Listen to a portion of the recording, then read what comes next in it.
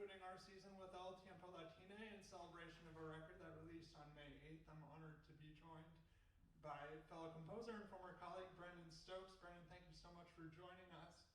We're thrilled to have featured the Unseen on our record, and we're really excited to be performing There Will Come Soft Rains tonight. Can you tell us a bit more about the song and the cycle? Well, thank you all for being here. Thank you for those watching on the live stream tonight. Hi, Mom. There Will Come Soft Rains is the sixth of 7 songs in this song cycle, The Unseen, that was commissioned back in 2021. It felt like a little bit of a fever dream to write it because we'd applied to several grants for this, and the big one that we wanted, we got close to it, but not, and then we were debating like, oh, maybe we'll do like a handful of songs to do, and then the smaller grant came through, and the smaller grant was for the entire cycle. So there were a few months to put everything to write the 7 song cycle as proposed, but the cycle idea came about during the middle of the pandemic, and I had a lot of time to review quite a bit of poetry while I was just trying to find ways to relax and fill the void. And before I moved up here for my master's at the conservatory, I was helping my mom clean out the garage the summer before, and there was this little book of poetry, Flame and Shadow by Sarah Teasdale, and going through there was so much beautiful lyric poetry. And this poem, There Will Come Soft Rains, was in there, and I remember reading it and thinking it was so beautiful, and I knew there was something in it that I wanted to set at some point, but also realized that there was something about where I was just with my lived experience. I just didn't feel I quite understood maybe some of the gravitas that was in the poem. And flash forward to 2020 and early 21, where I was just revisiting this poetry, and the particular song jumped out at me with this new experience, and despite all of the immense, just kind of the immensity of what the pandemic brought to us, and the new kind of life that we were all learning to live, it felt like we talk about, I think we joke like the before time, the before the pandemic, and this poem, rereading it, really kind of spoke to me about, it was like when the dust clears, when the fog subsides, or coming out of something and trying to remember the times before, trying to remember the beauty of life that came before. And I remember I started to set this particular poem, and Nanette and I, while I was working for Ensemble for these times, we were chatting and about season programming, and she quickly chimed in about like, oh, by the way, are you working on anything just like besides our ensemble work? Like, are you working on anything? And I said, oh, well, I've got this one, poem that I'm setting right now, and it's kind of inspired just kind of by everything that I'm feeling and what we've been going through. And she was like, oh, interesting. Like, is that maybe part of a cycle? And I don't know. Like, maybe it could. we can certainly talk about it. But from There Will Come Soft Rains came piecing together this 7 movement cycle of Sarah Teasdale poetry. Sarah Teasdale is a phenomenal poet. One of my friends just set one of her poems for chorus for the choral competition at the conservatory. You might remember that. I listened to the cycle. It's really stunning. I love some of the references you put in there.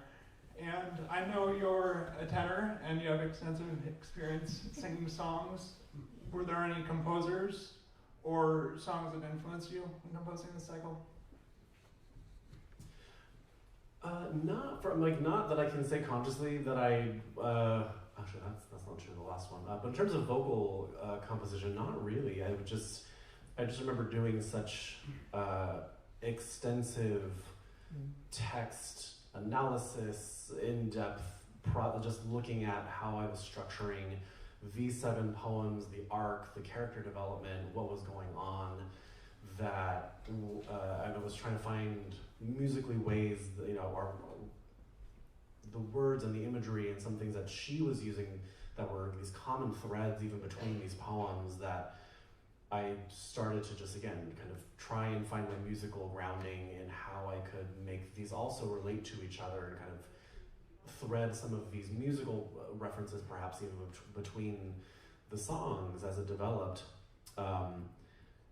And I just remember when I kind of finally sat down to actually write it, the music actually came kind of poem by poem by poem. It all just kind of flowed up until the very last song where I thought I was going to be so clever and make a reference to a Ravel piece, which is really stunning. And the opening of the last piece is kind of my take on this Ravel piano work. And the original melody that I had set the first verse of that last song to was the exact Ravel melody, and it fit perfectly. And I thought, again, I was like, I am so clever for having done this. It's like, this is beautiful. And then the first verse, I finished it, and I just ran in face first into a compositional blockade. It just stopped. This whole flow of the cycle and everything it just came flat. And I was so upset. I was so mad because everything had just flowed and my plan was working. And it was almost there. The finish line was right there. I had one more set of lines to set and we were home free, cycle done. And it just came crashing to a stop, and I just couldn't figure out what was going on. And I was wrecking hours and hours just trying to continue that last stanza, and it just wasn't working. It wasn't coming out. And I had to stop, and I just remember laying in bed just being like, what is going on? What's happening? And I realized that as much as I wanted to be clever, I was functionally using someone else's music. Mm-hmm. The cycle had come from me and my experience and my styling and my own, it was my own creation, so I knew how to make it flow. But then this last one, as clever as I wanted it to be, I realized you're using Ravel's melody and you are not Ravel to continue this. And if anything, the thing that I did, I'm so lucky to have been able to save my recordings of all of my premieres when I was at the conservatory and some of my original vocal works and other cycle material that I had. And I remember just thinking, I've been so obsessed on this Ravel piece that I think I've lost some of the character of the vocal writing that I became known for at the conservatory. And the piece itself is so intense, and a bit extreme in terms of almost some of the anxiety and the stress and again things that were very much of the times that were coming through.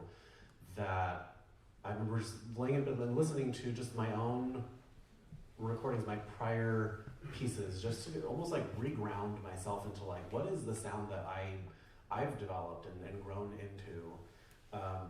And while I was laying there and, what kind of these recordings had passed, and as I was playing, I was mulling over the poem, that last poem, and this little opening motive kind of floated down into my brain, and I was like, okay, well, there it is. It's I have been gifted. It has finally come through. This little opening melody motive has come in, and the rest of this, just setting the whole last poem just flowed, and then it was a matter of kind of developing some of the piano accompaniment around it to still reference, I think, this beautiful Ravel piece, but now, this Ravel, more of an homage now in my voice. It can be quite challenging to absorb our influences into our music without it being a strict homage and bringing our unique voice to our compositions, I find. And one of the things that I've heard from composers is that some composers do a lot of prep work, and that prep work helps them write their piece so much faster, and that's how I am as well. So it's interesting how you said that you're going through your cycle pretty quickly until you got to that last line. Because oftentimes in poetry, that last line is the punchline, and we really want to make that count. So I really resonated with everything you said. You mentioned in your interview for us on For a Good Mentor, For a Good Mentor is our interview series. You can find it wherever you listen to your podcasts. You mentioned on the podcast that you need to feel connected to the text before you set it. Can you tell us a bit about how you internalize and understand a text before you go about saying music to it? Yeah. Picking, kind of surrounding, knowing that There Will Come Soft Rains was definitely kind of the end of this, towards the end of this journey. She had, in this volume of poetry, there's another set where the first four songs of the cycle are the first, first four in this other set of poetry, where the last three were kind of added to kind of round out this narrative, this kind of story arc, this journey, personal journey.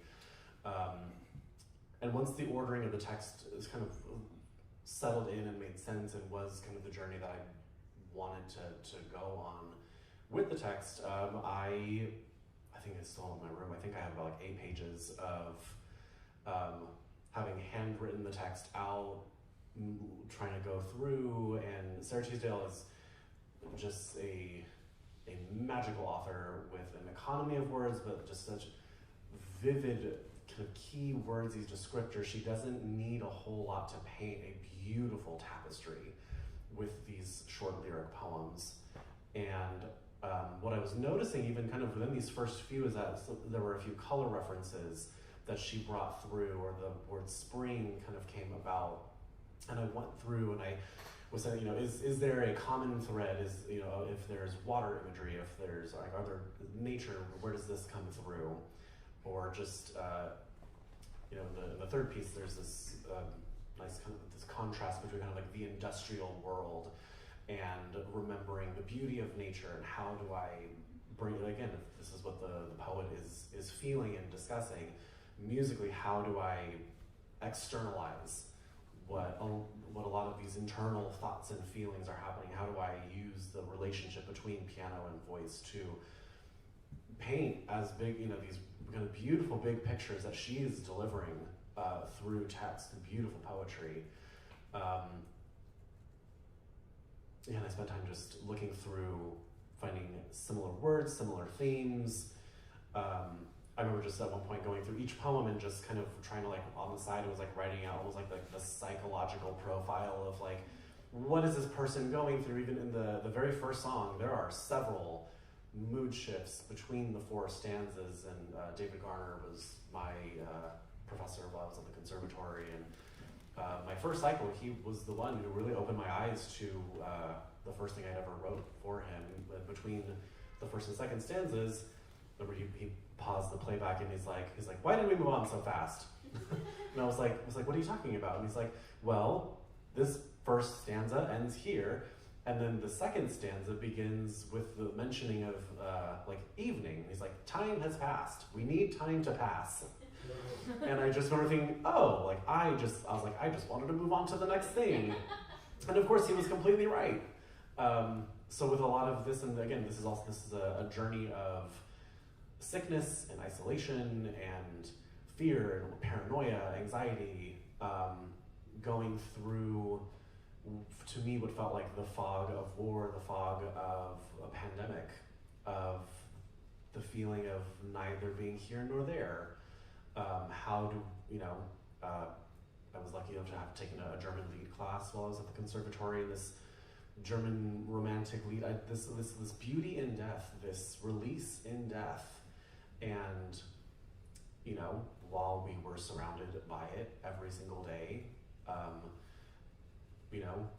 those lived experiences now kind of fueled and paired with these poets, this poetry, and my understanding and being able to connect to these feelings, to this the psychology of this person that is being presented in this cycle, kind of moving from, again, this very intense isolation and all those feelings, moving through, again, maybe perhaps the release of the echoes of war paired with remembering what was as we transition from one existence to the next. And I remember Nanette and I were going back and forth a little bit about the last piece on the cycle and if it was needed, and I remember telling her this last one, the last piece in the cycle was more, I explained as more of an epilogue to things that have passed, and this prayer of if death is kind and there can be forgiving, we will come back to earth some fragrant night and take these lanes to find the sea, and bending breathe the same honeysuckle low and white. Here for a single hour in the wide starlight, we shall be happy, for the dead are free.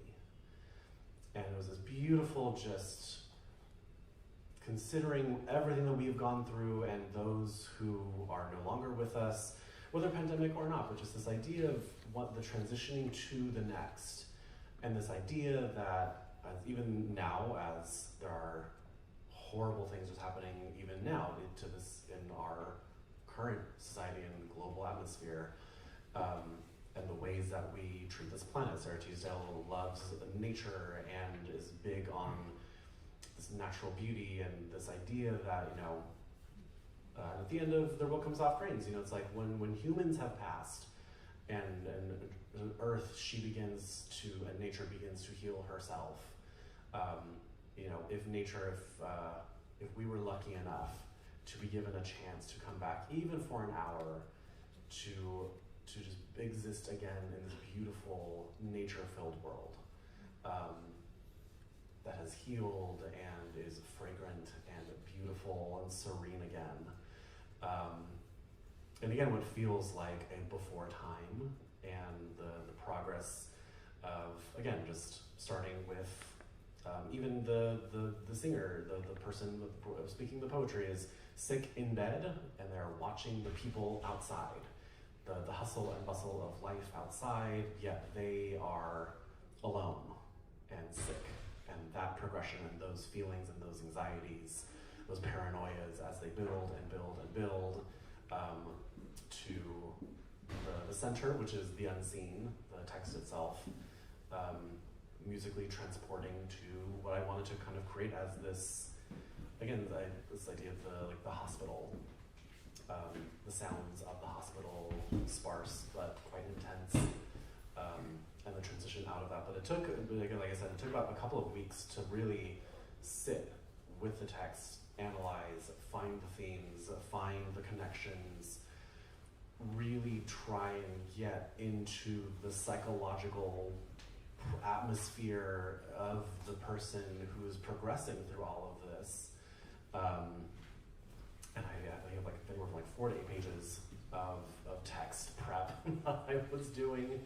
But another fun thing that I have enjoyed is this idea of musical cryptography, where you take words and you kind of turn them into musical gestures. And finding words, I think silver and green and pain were words that I found motives and gestures for and put them in, or musical gestures from the voice that also make their appearances throughout. So that's also a fun way to connect just musically, just her text, and finding musical representations to just continue what she had already put on page. I wasn't there to change her text or put my own feelings into it. It was really just, I want to explore what she has written and see how my lived experience now, how we work, myself and the text, how are we working together to bring something new and beautiful. Thank you for sharing. I think we ought to wrap up. But thanks so much for listening.